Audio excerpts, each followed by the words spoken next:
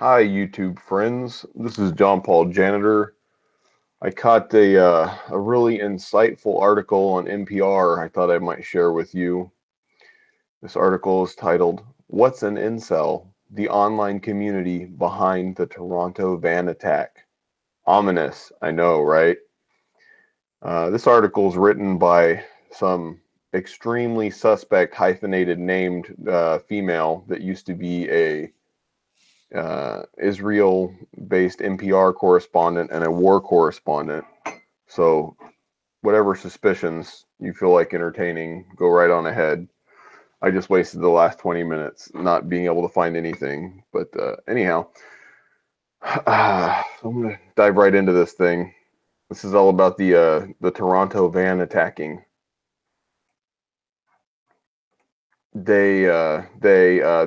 woman, her first name is Lulu. Of course, that's not her original name, but you know, hyphenated characters like to change their names for some reason.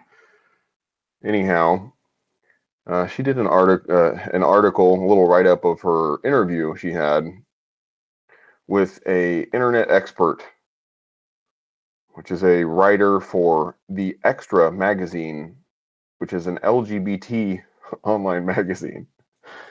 Yeah, his name's Archie Mann, by the way, or herself's name or whatever thing that is. Anyway, I'm just going to point to some, kind of going to follow the article along here for you guys. The first interview highlight is on what the incel community is. So they go on to describe the incel community as a subculture of young men who feel very frustrated with their sexual and romantic lives. These people are described as finding themselves and each other, of course, online. And of course, this is where the radicalization happens, similar to, you know, the alt-right and the modern neo-Nazis. And of course, these incel communities venerate the Hapa Rogers, the Elliot Rogers, the supremest of gentlemen, and just wow, just wow. Yeah. So Elliot Rogers is a hero to the incel community, and both ironically and unironically, he is, I would say. But the idea that these people cannot detect irony, do not understand memes at all, like Jesus Christ, like this is what you go to get your hard hitting, high degree of information, you know, input coming from an LGBT online magazine writer with a goofy name. I mean, this is hard hitting news. Thanks again, NPR. So let's head on to the next highlight. What separates incel community from other misogyny? Because being involuntarily celibate is somehow misogyny. That follows. Not having any say in whether or not you can get laid is misogyny. That really follows there. And it's funny too. I think in the very first sentence of this subsection, they mention the word rhetoric. Are you kidding me? Do they not? They don't. They really don't get it. I mean, some of the hypocrisy. Anyway, let me just try and focus on this instead of wandering aimlessly. There's a lot of men, in particular, that are not happy with their romantic or sexual lives, and that's one of these things that distinguishes the incel subculture, according to the article. And when these men get together, they egg each other on. What are they egging each other on? Okay, the article goes on to suggest that they are trying to push each other into performing acts of violence or terrorism, excuse me, similar to ISIS or so-called white supremacist terror. Where do these people even get up? What is white supremacist terror? Is that like Chargers of Peace? So this guy drove a van, so clearly that was like an ISIS van of peace. But thank God he wasn't in a sports mobile, because that would have been a white supremacist, Charger. Oh, Jesus fucking Christ.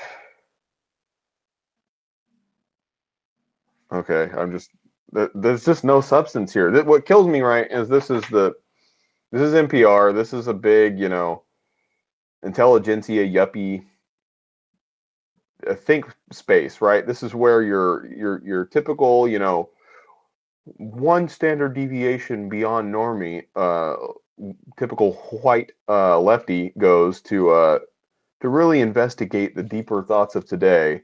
And to learn what an incel is, they're going to go learn from an LGBT, just a pro homo magazine online. That's where you're going to find out about the incel community.